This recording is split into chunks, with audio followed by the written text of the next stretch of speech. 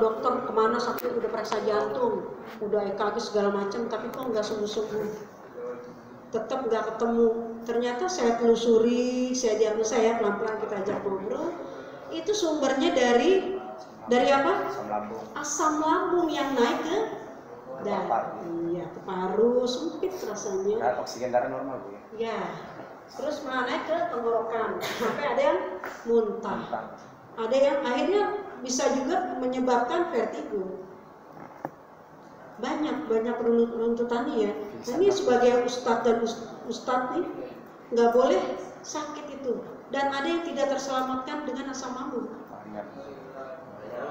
Ya, jelas ya.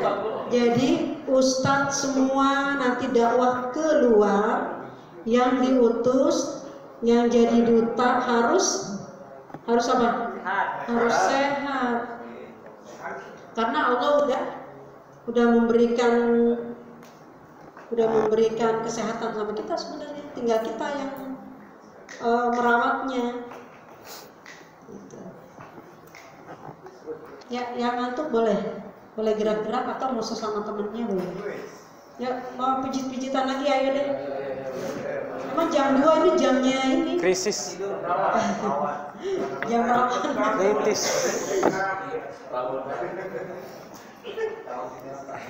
Jadi jangan sambilan, nggak apa-apa.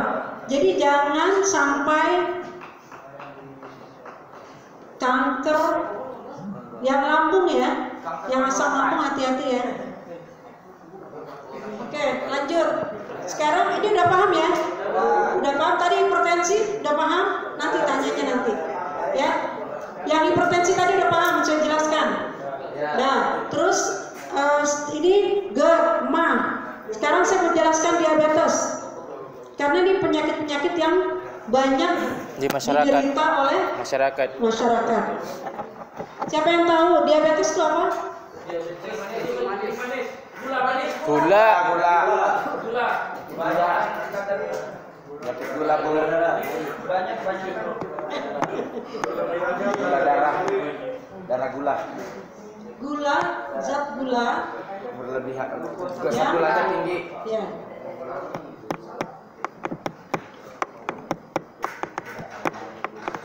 Tingginya kadar gula dalam Darah. tingginya kadar gula dalam tubuh, dalam Aliran darah. dalam darah. Ini yang menyebabkan, nah, penyebabnya apa aja? Dari mana aja sumber gula? Makanan paling utama Bu. Makanan. Makanan yang mengandung gula Berlebih. gula tinggi ya. Buah juga nggak? Buah. Sama. Nah, sekarang saya mau ceritain sedikit biar paham bagaimana proses Terjadinya di dalam tubuh ketika diabetes. Ya. Di dalam tubuh kita ada organ yang namanya apa? pankreas. Pankreas ini apa sih ininya?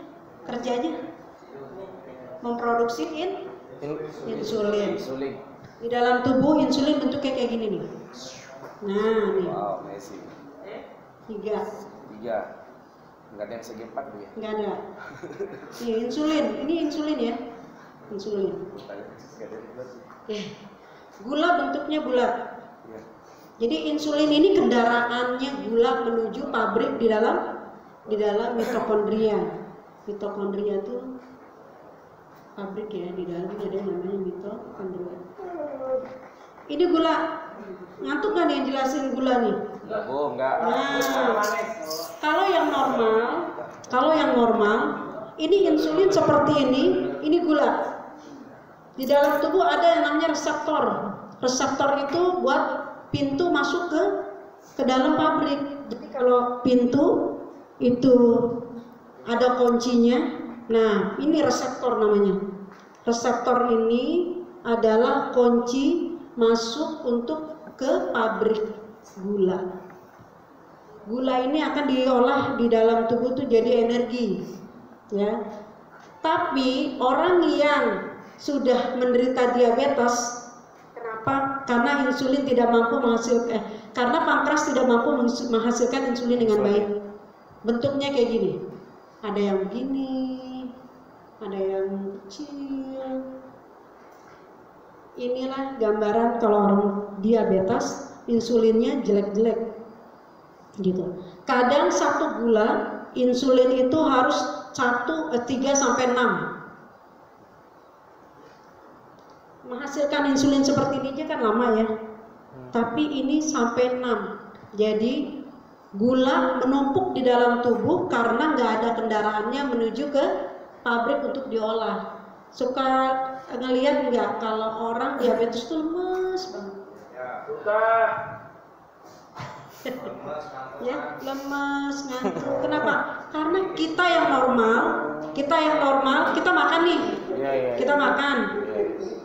Itu menghasilkan energi selama berapa? 4 jam. 4 jam yang normal baru menghasilkan tenaga. Nah, kita juga pernah nggak ngerasain lapar banget, lemes, terus kita makan kok udah makan sepiring, tenaganya masih lemes deh sayangnya. Baru tadi udah makan. Ya. Itu karena apa? Karena tenaga yang sudah ada di dalam tubuh cadangannya kita udah pakai. Habis kan, kayak bensin motor kosong banget. Sementara kita makan nanti 4 jam baru kita punya tenaga, baru kita bisa lari. Itu kita yang normal. Tapi kalau yang diabetes berapa jam? 12. Ya dia lemes lah. Makannya udah nggak boleh banyak, gulanya juga udah sedikit yang dikonsumsi ya. Tapi dia makan nanti 12 jam baru menghasilkan energi. Kenapa? Itu tadi. Gulanya nunggu karena kendaraannya Grab misalnya, Grab kok susah banget sih nih. Kita udah nunggu, cuma datang 1 jalan. Jadi kita masih banyak, sementara di sana butuh tenaga. Kegambar nggak? Ya. Tergambar nggak? Nanti dulu pertanyaan. Saya belum terima pertanyaan dulu, nanti jadi kemana-mana. Iya, Bon, habis nanti. Ya, jadi yang kita tahu kenapa orang diabetes itu, yang penderita diabetes itu lemas dan tidak bergairah. Mukanya juga kelihatan. Kita nanti udah mulai bisa mendiagnosa orang itu lemas banget, gitu ya. Kenapa? Karena ternyata ini 12 jam, gitu. Dan ininya nggak bagus. Dengan bekam, ini sudah ada penelitiannya. Dengan bekam mampu menyembuhkan diabetes. Tetap syarat dan ketentuan berlaku. Misalnya dia udah ini berapa, stadium berapa, terus dia tata laksananya ini enggak. Kadang orang yang sudah penyakit menahun nggak sabar, gitu. Itu yang menentukan. Tapi penelitiannya insya Allah sudah ada penelitian kalau diabetes bisa disembuhkan dengan bekam. Ya, tapi jangan langsung bilang bisa kok diabetes ini sembuh, nggak gitu juga. Harus ada diagnosa dan apalagi syarat dan ketentuan berlaku. Kalau diabetes Belum tanya. Tadi kan nanya nggak dijawab. Ya tadi ya Pak. Pengaruh gula itu biasa ada orang yang paling ditakutkan oleh orang yang penyakit gula itu kan luka, Bu. Ya. Luka. Artinya luka itu yang bisa mengakibatkan besar. Kalau kan tidak bisa kering, Bu, ya susah kering. Saya paham. Ya. Terus Gula basah, gula kering. Udah, saya paham. Saya potong nggak apa-apa ya. Tapi yang penting saya udah kasih kesempatan. Ini pertanyaan udah pernah. Jadi tusukan jarum diabetes, ya, itu 2 mili. Tidak akan membuat tubuh luka yang yang berarti. Jadi nggak akan membuat luka jadi basah nanti jadi lebar. Ya. Berarti kan kontradiksi dong dengan pernyataan bahwa bekam dapat disembuhkan dengan diabetes dapat disembuhkan dengan bekam. Kalau di orang penderita diabetes takut dibekam karena lukanya nanti tahunya gimana cara nyembuhinnya, gitu ya. Ya tadi Ustadz tadi mau nanya apa? Singkat tak? Saya itu nggak pernah dibekam, Bu. Terus dulu sakit badan pegel angin kali ya. Disaranin untuk rok, saya nggak mau, terus disaranin bekam. Akhirnya saya coba bekam, setelah saya bekam saya demam meriang. Itu pernah. apakah semua bekam itu bisa untuk semua orang atau ada orang-orang yang memang nggak bisa dibekam? Pasti ada orang yang nggak bisa dibekam. Saat itu kondisinya kurang enak badan karena gagal masuk angin, kayak angin semua badan. Lagi lemes. Semangat, terlalu semangat. Maksudnya pas mau dibekam itu kondisinya lagi lelah banget, lagi lesu.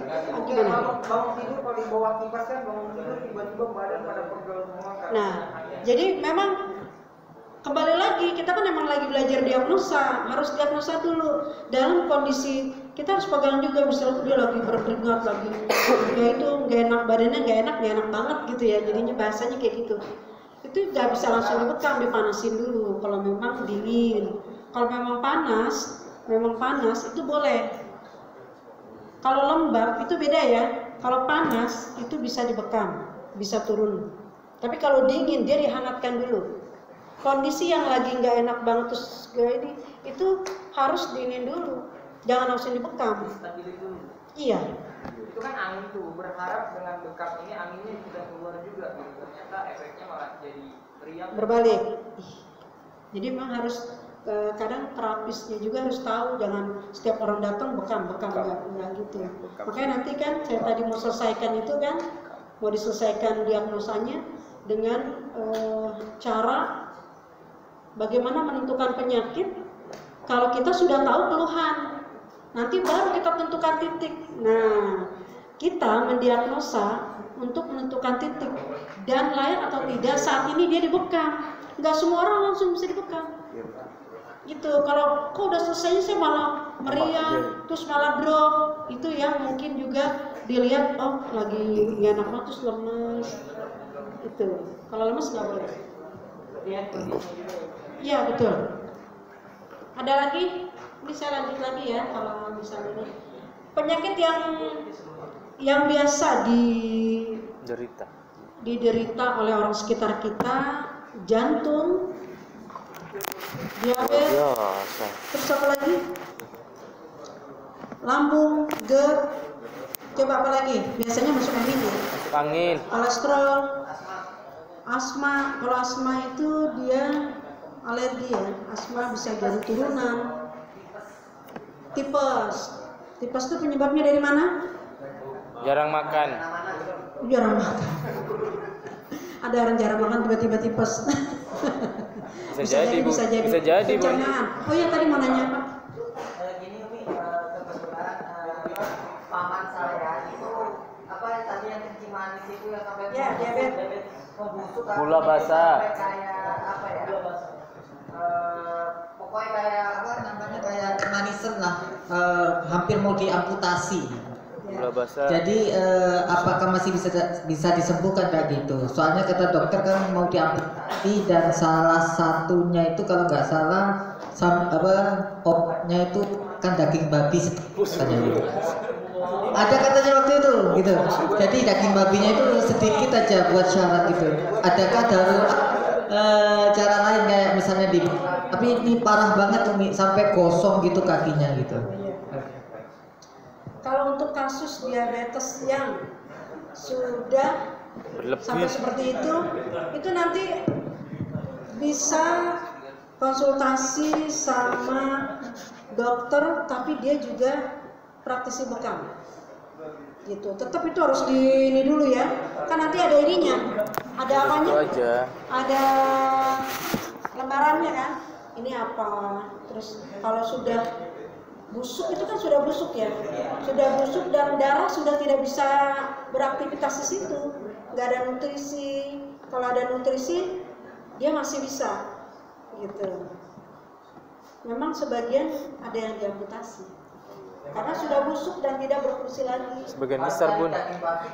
Kalau daging babi saya selama ini belum ya, apalagi cuma sedikit asal syarat, itu bukan obat yang haram kan ya.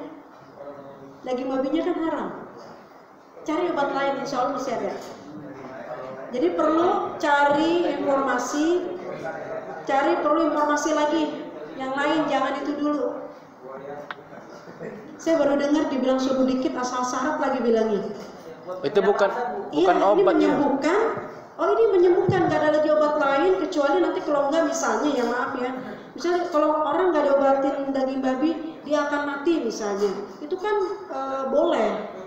Ya ada ruksuk ketika orang kalau nggak cuma satu-satunya obat itu di dunia. Kalau enggak dia akan hilang nyawanya, itu masih. Tapi kalau sekarang itu masih banyak pengobatan-pengobatan yang bagus, yang dari Tibun Nabawi juga bisa.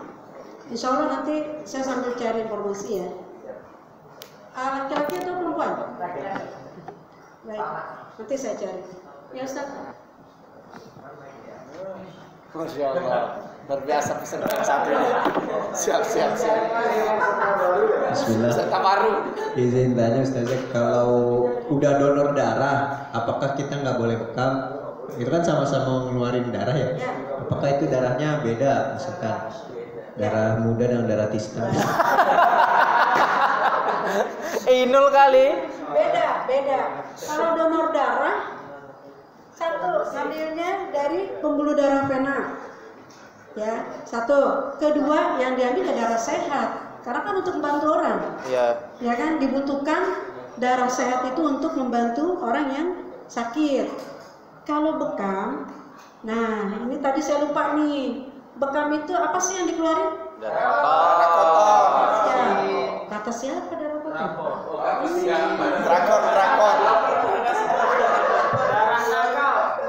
Ini dia nih, para ustadz, mulai sekarang jangan lagi ada kata darah kotor.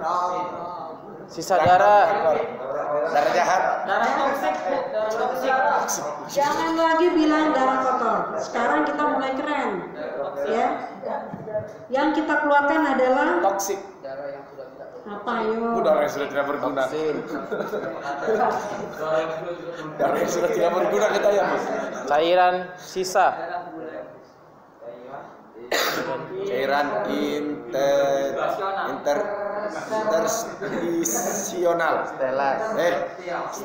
interstisial. Interstisial. Ini dia. Jadi kalau ditanya, nih nanti ustadz nih turun ke masyarakat, ada yang bekam atau ada kajian. Nah ustadz, ini dong Ustadz, isi kajian Tibun Nabawi, salah satunya bekam, ya kan? Bekam itu kan bagian dari Tibun Nabawi. Jadi kalau kita bilang kajian Tibun Nabawi, kita ngambil bagian yang bekamnya. Kalau bekam itu apa sih yang dikeluarin gitu? Apa sih yang dibuang? Cairan interstisial. Apa sih cairan interstisial itu? Darah kotor. Rakor. Kotor lagi. Delete permanen. Kita ganti dengan inter. Internya apa? Dalam. Dalam atau luar? Dalam atau luar? Kalau internasional apa? Berarti antaranya di luar ya.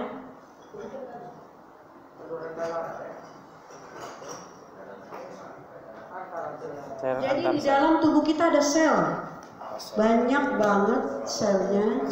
Terus kalau kita makan, selnya ikut makan nggak? Nggak mulutnya emang. Kita makan untuk sel. Jadi kalau sel kita makan, kita perlu nggak kamar mandi?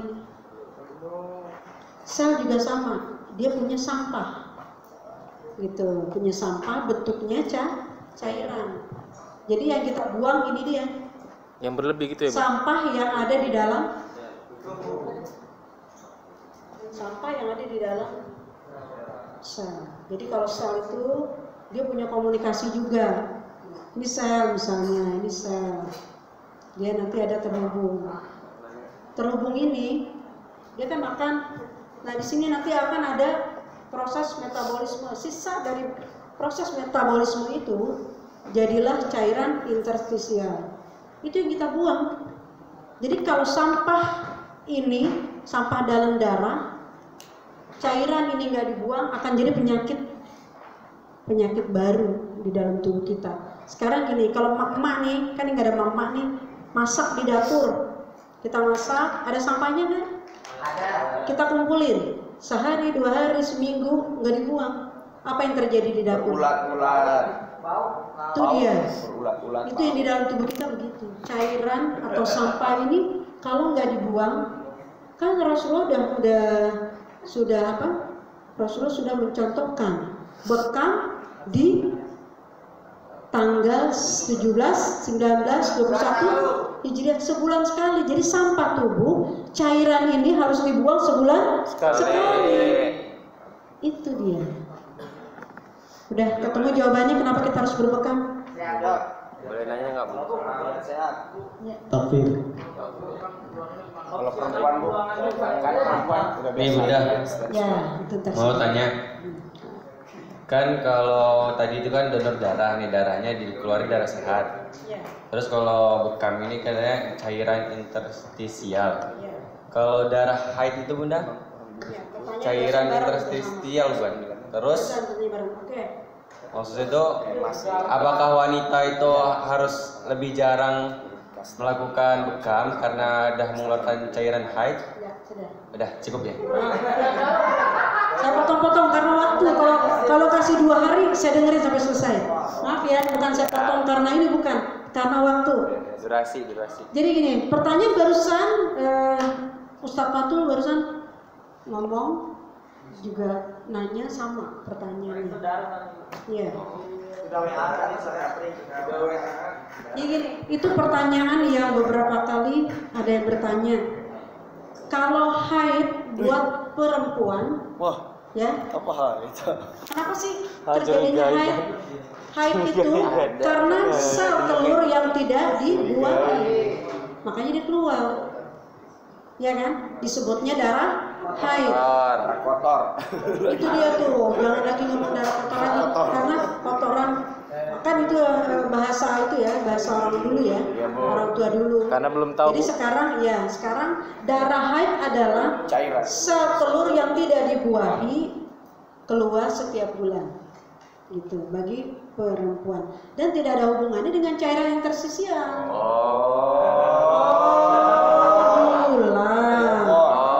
Kiomasan. Bulan. Oke. Ini yang punya istri biar ngerti kalau istrinya tiap bulan haid tetap bekam harus juga karena Iya. beda jalur. Ada jalur ya. Yang bilang bahwa perempuan itu nggak terlalu urgen untuk Salah iya. salah. Beda Ya, terminal. Ustaz. Jalan tol. Boleh. Bebas saja ya. Terima kasih atas waktunya. Setelah saya melihat tulisan cairan interstisial, nah, saya ingat namanya cuci darah. Yang dikenal dalam kedokteran itu hemodialisis.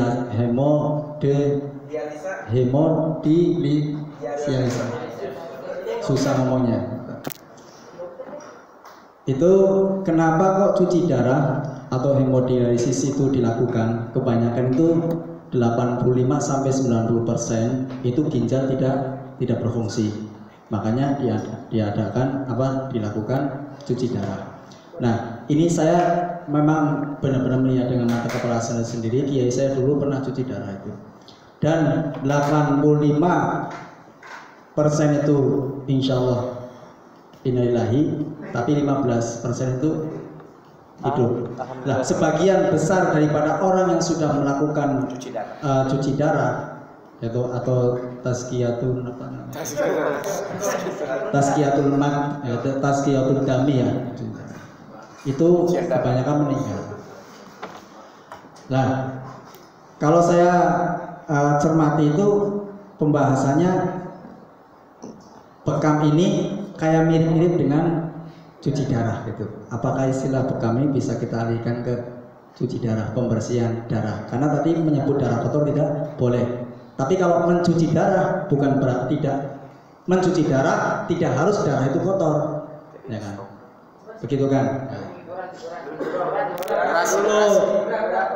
Saya tanya itu sesuai fakta di lapangan aja, nggak usah yang neko-neko. Kemudian tadi sudah disebut namanya gajah duduk, angin duduk itu memang sering.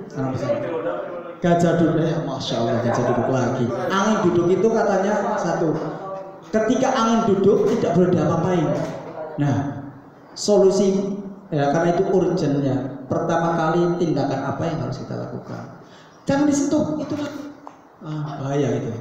Ada yang ngomong begitu. Ini fakta loh ya. Saya mau menolong orang gitu. Jangan Pak Misbah, kenapa? Itu kaca duduk lagi. Itu angin duduk, nggak boleh diapa-apain. Tunggu sebentar. Gitu. Terima kasih. Baik. Sampai lupa saya jadinya bertanya. Cuci darah, Bun. Cuci darah. Kenapa sih? Gitu ya. Pertanyaannya, kenapa ada orang yang harus cuci darah?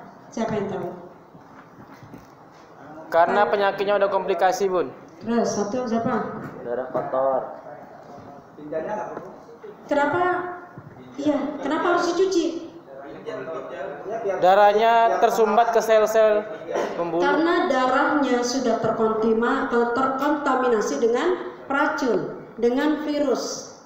Makanya dia harus dicuci. Gitu. Baju kalau terludah kan harus dicuci. Ini darah. Gitu ya. Jadi maksudnya yang saya maksud kenapa harus dicuci? Fungsi ginjal pasti nggak berfungsi karena di situ udah susah kan. Nah, supaya jangan nanti kemana-mana kan darah berputar dari jantung terus ke seluruh tubuh mutar. Tapi kalau dia semua mengandung racun, otomatis tubuh juga terkontaminasi. Makanya harus cuci darah. Bagaimana hubungannya dengan bekam? Kalau bekam itu membuang sampah, termasuk juga. Justru kalau orang yang ginjal yang udah berat gitu kita belum bisa bekam, karena kan darahnya sudah terkontaminasi, kondisinya pasti lemah, gitu. Tapi kalau dibandingkan dengan bekam, apa bedanya gitu? Pasti beda, karena dia dicuci, ada racun, ini dibuang karena ada sampah, gitu ya. Tadi yang kedua apa? Angin duduk. Gajah duduk. Kalau kita tahu, kadang gini, sakit jantung. Tadi kita bicara angin duduk, bicara serangan jantung.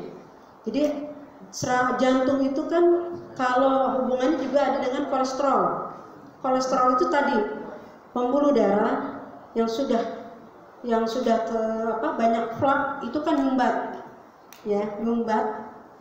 Kalau seandainya itu angin banyak angin tersumbat, dia sesak nafas, bisa jadi itu namanya terjadi serangan jantung. Kalau dibilang angin duduk itu bahasa aja yang saya pahami ya. Yang saya pahami angin duduk itu cuma bahasa doang. Karena apa? Karena dia lagi duduk, dikerokin, itu yang terjadi ya, banyak orang masuk angin. Udah masuk angin nih gitu, kayaknya badan gak enak banget, susah juga dikerokin, ternyata terjadi serangan jantung. Jadi kalau misalnya dikerokin kan pori-pori terbuka, angin makin banyak masuk, terus kerja sel itu kita kalau dikerokin kan sama, sel itu kerja.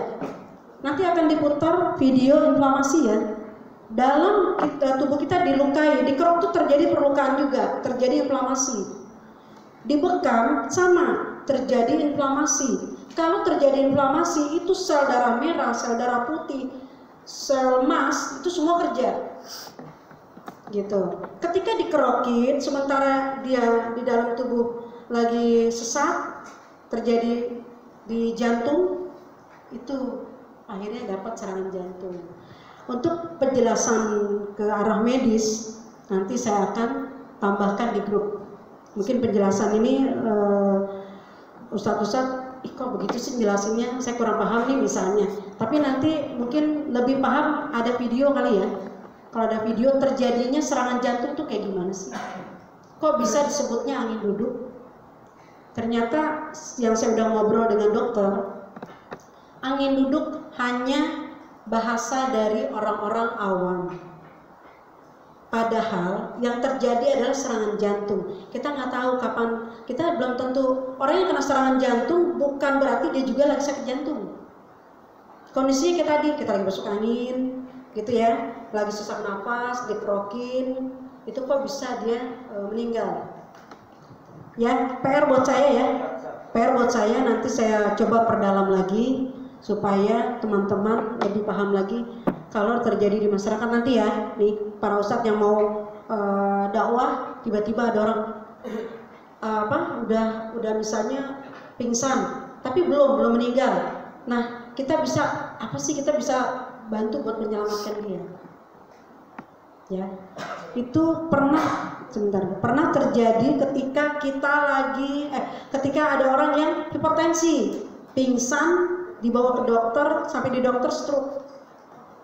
Itu hipertensi terjadi lagi proses pecahnya pembuluh darah.